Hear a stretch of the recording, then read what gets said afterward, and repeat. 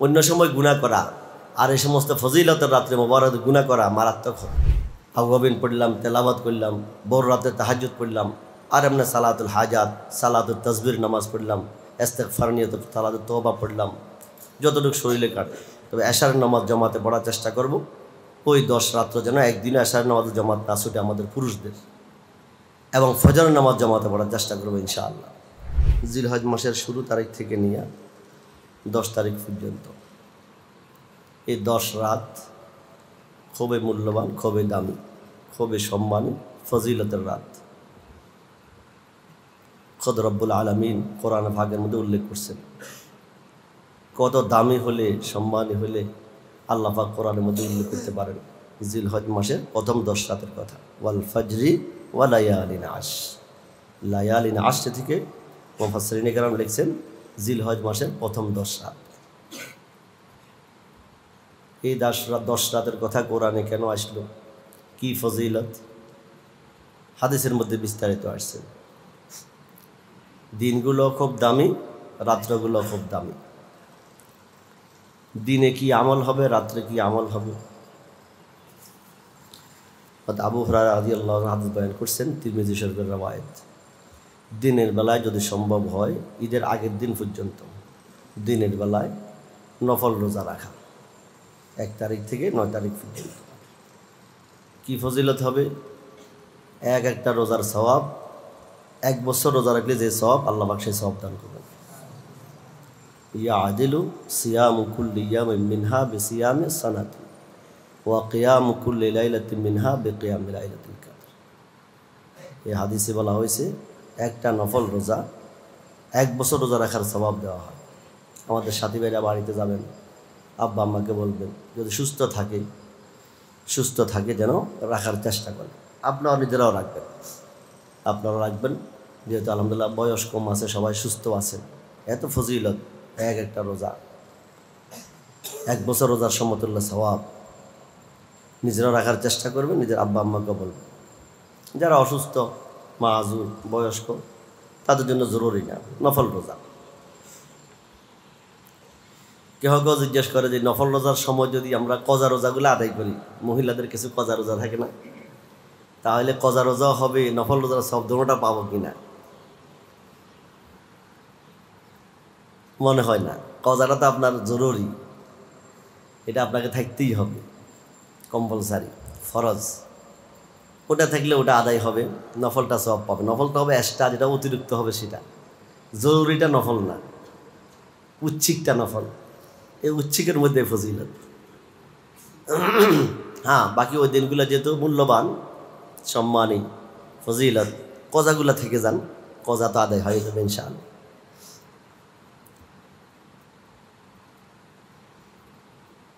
দিনের বেলায় রোজা 1 নম্বর আমল। 2 নম্বর আমল ওই হাদিসে বলা হয়েছে রাত্রেবেলায় ইবাদত বন্দেগী। কি ফজিলত, প্রত্যেক রাতের ইবাদত, শবে কদর রাত্রে ইবাদত করলে যে সওয়াব আল্লাহ পাক সেই সওয়াব দান করবেন। ওই হাদিসের মধ্যে আছে, তিরমিজি শরীফের রওয়ায়াত, আবু হুরায়রা রাদিয়াল্লাহু আনহু বর্ণিত, ওয়া কিয়ামু কুল্লি লাইলাতিন মিনহা বিকিয়ামি লাইলাতিল কদর। প্রত্যেক রাত্র এত দামি, 1 তারিখ থেকে নিয়ে 10 তারিখ পর্যন্ত। রোজার কথা বলছি 9টা, কারণ ঈদের দিন রোজা রাখা যায় না, এটা হারাম। ঈদের 2 দিন, কোরবানিদের পরে 3 দিন, মোট 5 দিন রোজা রাখা কি হারাম। রাখলে সওয়াব হবে না, গুনাহ হবে। রোজা হবে 9টা, আর রাত্র হচ্ছে কয়টা, 10টা। আবার ঈদের আগের দিন যে রাত্রটা, এটা এই 10 রাতেরও অন্তর্ভুক্ত, এই হিসাবে শবে কদর রাত্রে সওয়াব। আবার ঈদের রাত্র এই হিসাবে ভিন্ন সওয়াব আছে। ঈদের রাত্রের ফজিলত কিন্তু ভিন্ন। এক হাদিসের মধ্যে আছে, মান কামা লাইলাতুল ঈদাইন মুহতাসিবান লিল্লাহ লাম ইয়ামুত কলবুহু ইয়াওমা তামুতুল কুলুব। যে ব্যক্তি ঈদের রাত্রে ইবাদত বন্দেগী করবে, আল্লাহ পাক কিয়ামতের দিন ভয়াবহ পরিস্থিতির মধ্যে আল্লাহ পাক তাকে হেফাজত করবে, তার আত্মাকে হেফাজত করবে। তাহলে ওই দিক দিয়ে ফজিলত ঈদের রাত্র হিসাবে, আবার 10 রাতের 1 রাত হিসাবেও শবে কদর রাত্রে ফজিলত। তাহলে ঈদের রাত্রে গুরুত্ব খুব বেশি দেখা যায়। প্রত্যেকটি রাত্রে আমরা চেষ্টা করব আউয়াবিন পড়লাম মাগরিবের পরে, সূরা সেজদা তেলাওয়াত করলাম, সূরা মুলক তেলাওয়াত করলাম, সূরা ওয়াকিয়া তেলাওয়াত করলাম। এগুলোর ফজিলত আছে। যে ব্যক্তি রাত্রে এগুলা তেলাওয়াত করবে লাম ইউক্তা মিনাল গাফিলিন, সে গাফিলদের অন্তর্ভুক্ত হবে না, সারা রাত্রে ইবাদতকারী হিসাবে গণ্য হবে। সূরা বাকারার শেষ আমাল রাসূল থেকে শেষ পর্যন্ত এই আয়াতগুলো পড়লাম। আমরা সাথী ভাইরা খেয়াল রাখবো ইনশাআল্লাহ। কমপক্ষে এই সূরাগুলা, এই জায়গাগুলো পড়ার চেষ্টা করব। এর যদি সময় থাকে আরও লম্বা কিছু তেলাওয়াত করলাম। ওই রাত্রটা তো তেলাওয়াত, নামাজ, কান্নাকাটি এগুলোর মধ্যে কাটানোর চেষ্টা করা। আউয়াবিন পড়লাম, তেলাওয়াত করলাম, ভোর রাতে তাহাজ্জুদ পড়লাম, আর এমনি সালাতুল হাজাত, সালাতুল তাসবির নামাজ পড়লাম, ইস্তিগফার নিয়ে সালাতুল তওবা পড়লাম, যতটুকু শরীরে কাটে। তবে এশারের নামাজ জমাতে পড়ার চেষ্টা করব। ওই 10 রাত্র যেন একদিনে এশারের নামাজ জমাত না ছুটে আমাদের পুরুষদের, এবং ফজরের নামাজ জমাতে পড়ার চেষ্টা করবো ইনশাআল্লাহ। এই 2 নামাজ জমাতের সাথে পড়লে সারা রাত্রে ইবাদতের সওয়াব পাওয়া যায়। সাথী বেলা যেহেতু বাড়ির যাব, খুব লক্ষ্য রাখবেন জমাত না ছুটে, এশারের জামাত, ফজরের জামাত, এবং ভোর রাত্রে উঠি তাহাজ্জুদের নামাজ। তাতাজাফা জুনুবুহুম আনিল মাজাজি ইয়াদউনা রাব্বাহুম খাওফান ওয়া তামাআ।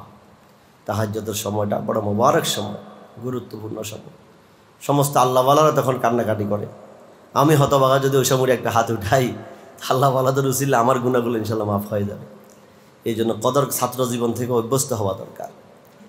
12 রাকাত না পারলে 8 রাকাত পড়ি, 4 রাকাত পড়ি, না পারলে কমপক্ষে 2 রাকাত হলে পড়ার চেষ্টা করবো ইনশাআল্লাহ।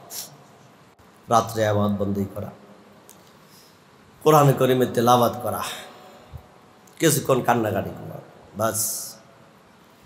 শরীর অসুস্থ হলে কিছুক্ষণ ঘুমানো ঠিক আছে, ঘুমটা ইবাদত, সুন্নত তরিকা ঘুমাইলাম, ভোর রাতে তাড়াতাড়ি উঠে গেলাম। বাকি ওই রাত্রগুলো যেন কোনো গুনাহ না হয়। সবচেয়ে গুরুত্বপূর্ণ বিষয় হচ্ছে দিনে তো রোজা রাখলাম, রাত্রে ইবাদত বন্দেগী করলাম, কিছুক্ষণ মোবাইল চালাইলাম। ও বলতে নেই কি নাদারি বদমকুন। দুধ যদি 1 বালতি হয়, সোনা যদি সামান্য হয়, সামান্য চনায় 1 বালতি দুধকে নষ্ট করে ফেলে। আমাদের ইবাদতগুলোকে ধ্বংস করে গুনাহের কারণে। এখানে মুরব্বিরা বলছেন ইবাদত বন্দেগী যদি বেশি করতে নাও পারো, কমপক্ষে গুনাহ থেকে বাঁচি থাকো। অন্য সময় গুনাহ করা আর এই সমস্ত ফজিলতের রাত্রে মোবারক গুনাহ করা মারাত্মক হবে। আল্লাহ আমাদেরকে হেফাজত করেন। আমরা বাড়িঘরে যাব, মোবাইল হাতের নাগালে থাকবে, কিন্তু এখান থেকে প্রতিজ্ঞাবদ্ধ হয়ে যাব যে ইনশাআল্লাহ মোবাইল টিপব না, তেলাওয়াত করব, ঘুমাবো, বাস। আল্লাহ তুমি আমাকে সবাইকে তৌফিক দান করো। গুনাহ থেকে বাঁচার চেষ্টা করা উচিত।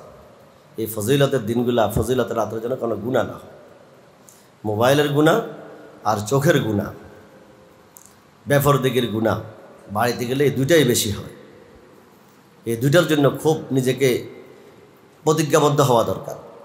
মুহাসাবার খাতা বানানো দরকার। 80 ওস্তাদদেরকে দেখানো দরকার। কয়বার ভুল হয়েছে এটা 80 ওস্তাদদেরকে বলা দরকার। এভাবে বলতে থাকলে ইনশাআল্লাহ একসময় বাঁচা সহজ হয়ে যাবে। দিনে রোজা, রাত্রে ইবাদত বন্দেগী, বিশেষ করে ভোর রাতে তাহাজ্জুদ পড়া, কান্নাকাটি করা, আর এশার নামাজ জমাতে পড়ার চেষ্টা করা, ফজর নামাজ জমাতে পড়ার চেষ্টা করা। রোজা যদি 9টা থাকতে না পারি, কমপক্ষে ঈদের আগের দিনের রোজা, যেটা ইয়মে আরাফা বলা হয়, 9 তারিখের রোজা, আমাদের হিসাবে 9 তারিখ। মক্কা শরীফ ওই 9 তারিখের দিন হাজি সাহেবান যারা, জয়ুফুর রহমান, আল্লাহর মেহমান যারা, বাইতুল্লাহর মুসাফির যারা, তারা তো সেদিন আরাফার ময়দানে থাকে। সারা পৃথিবীর মানুষ কান্নাকাটি যদি একসাথে করে, যে চোখের পানি ঝরবে আরাফার ময়দানে ওই দিন, এর চেয়ে চোখের পানি বেশি ঝরা লাগে, এত কান্না। হায় রে আল্লাহ, মুবারক। তো ওদের উসিলায় এই দিনটা বড় ফজিলতের দিন, খুব গুরুত্বপূর্ণ দিন। হাদিসের মধ্যে আসছে, ভিন্ন একটা হাদিসের মধ্যে, ক্বালা রাসূলুল্লাহ সাল্লাল্লাহু আলাইহি ওয়াসাল্লাম সিয়ামু ইয়াউমি আরাফা আহতাসিবু আলাল্লাহ আন ইউকাফিরা সানাতাল্লাতী ক্বাবলা ওয়াস সানাতাল্লাতী বা'দা। যে ব্যক্তি আরাফার দিন একটা নফল রোজা রাখবে, ওই রোজার উসিলায় আল্লাহ পাক তার 1 বছর সামনের গুনাহ, 1 বছর পিছের গুনাহ মাফ করে দিবেন। সামনের গুনাহ মাফ করবেন, অর্থাৎ তাকে হেফাজত করবেন। এত ফজিলতের রোজা। তো যদি 9 দিন পুরা থাকতে না পারি, কমপক্ষে আরাফার দিনের রোজাটা থাকার চেষ্টা করি।